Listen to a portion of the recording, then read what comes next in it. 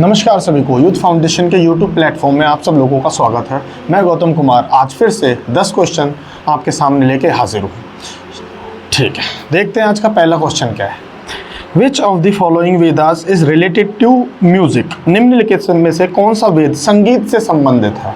तो इसका आंसर है option number D is the correct answer. जैसा कि मैंने आपको कल बताया था, पिछली क्लास में बताया था, जो वेद हैं वो 4 वेद हैं और वो किसी ना किसी सब्जेक्ट या किसी ना किसी चीज़ से रिलेटेड हैं, जिसमें से जो सामवेद है वो संगीत से संबंधित है, यानी कि म्यूजिक से रिलेटेड है। जैसे कि अथर्ववेद जो है वो मैजिक से रिलेटेड है, यानी कि जादू से रिलेटेड। तो ऐसे ही जो सारे वेद हैं वो किसी न किसी चीज़ से संबंधित हैं। देखते हैं नेक्स्ट क्वेश्चन क्या है। नेक्स्ट क्वेश्चन है, निम्नलिखित में से कौन सा वेद सबसे पुराना है? Which of the following Vedas is the oldest? तो इसका आंसर है ऑप्शन नंबर सी। जैसा कि मैंने आपको पिछली क्लास में बताया था, सबसे पहले जो वेद बना था वो था ऋग्वेद।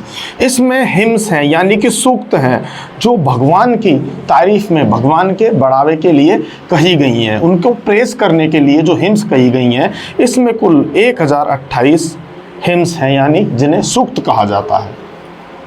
नेक्स्ट देखते हैं नेक्स्ट क्वेश्चन क्या है। क्वेश्चन है, उपनिषद क्या है? व्हाट आर उपनिषद?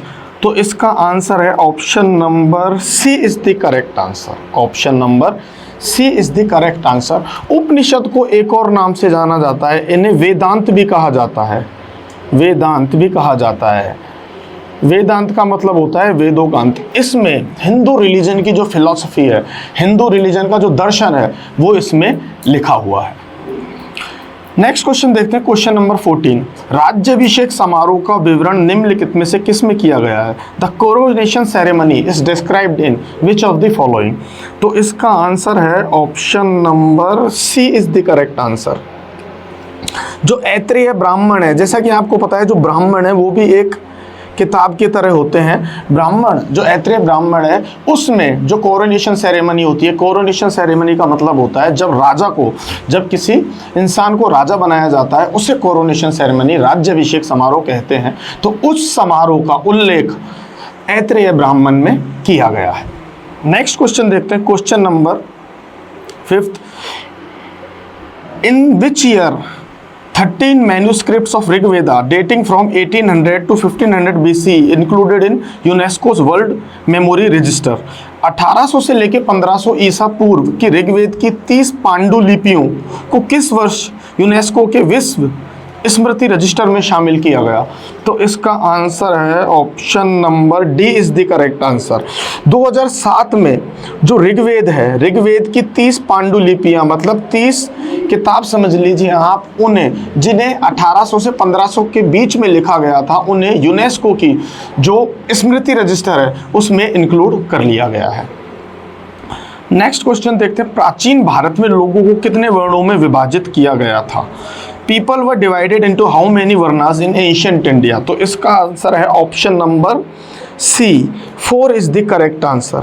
जैसा कि आपको पता है, प्राचीन भारत में 4 वर्ण होते थे।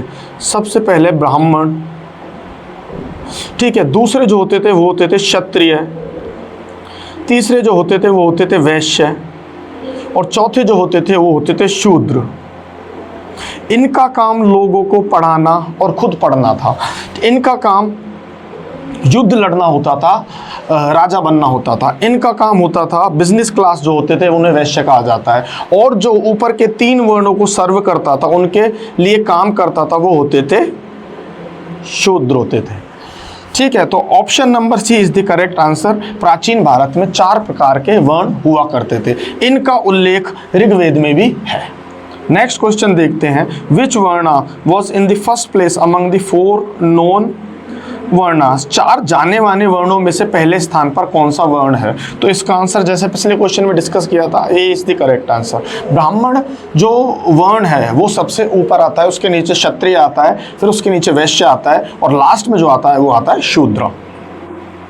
नेक्स्ट क्वेश्चन देखते हैं, ऋग्वेद में ऋषि विश्वामित्र और देवी के रूप में पूजे जाने वाली 2 नदियों के बीच संवाद के रूप में एक भजन है। ये कौन सी नदियां हैं? Rigveda contains a hymn in the form of dialogue between the sage Vishwamitra and the 2 rivers worshipped as goddess. Which rivers are these rivers? तो इसका आंसर है ऑप्शन नंबर सी।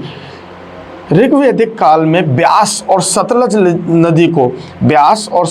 नदी को गॉडेस यानी कि देवी माँ के रूप में पूजा जाता था। और जो ऋग्वेद है उसमें एक संवाद है जिसमें सतलज और ब्यास ऋषि विश्वामित्र से बात कर रहे हैं, उसके बारे में इसमें लिखा गया है। नेक्स्ट क्वेश्चन देखते हैं। Which of the following was not a type of sacrifice performed by the kings in ancient India to establish their position. निम्नलिखित में से कौन सा प्राचीन भारत में राजाओं द्वारा अपना पद स्थापित करने के लिए किया जाने वाला एक प्रकार का बलिदान नहीं था? तो हम देखते हैं इसका आंसर क्या है। इसका आंसर है ऑप्शन नंबर सी। जैसा कि आपको पता है अश्वमेध यज्ञ, वाजपेय यज्ञ और राजसूय यज्ञ, ये तीनों प्राचीन भारत में राजाओं द्वारा कराए जाते थे। अश्वमेध यज्ञ का मतलब होता है सैक्रिफाइस ऑफ हॉर्स का सैक्रिफाइस करके आप अपने साम्राज्य को बढ़ाते हो। वाजपेय यज्ञ का मतलब होता है इसमें चैरियट रेस होती है, इसमें रथ रेस होती है और उसमें जो जीतता है उसमें उसकी अथॉरिटी मान ली जाती है। इसमें है जो राजसूय यज्ञ है, राजसूय यज्ञ राज्याभिषेक यानी कि कोरोनेशन के टाइम पे करवाया जाता था। तो इसका आंसर है ऑप्शन नंबर सी। मुवेंदलन जो वर्ड है वो चोल एम्पायर में मेनली एक कैटेगरी के लिए यूज होता था। लास्ट क्वेश्चन देखते हैं। आज का लास्ट क्वेश्चन क्या है। Vedic civilization in India developed on the bank of which river. Bharat में वैदिक सभ्यता किस नदी के किनारे विकसित हुई?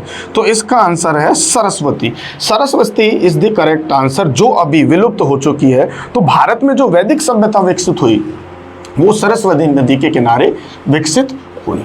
तो मिलते हैं नेक्स्ट क्लास में नेक्स्ट 10 क्वेश्चंस के साथ। तब तक के लिए नमस्कार।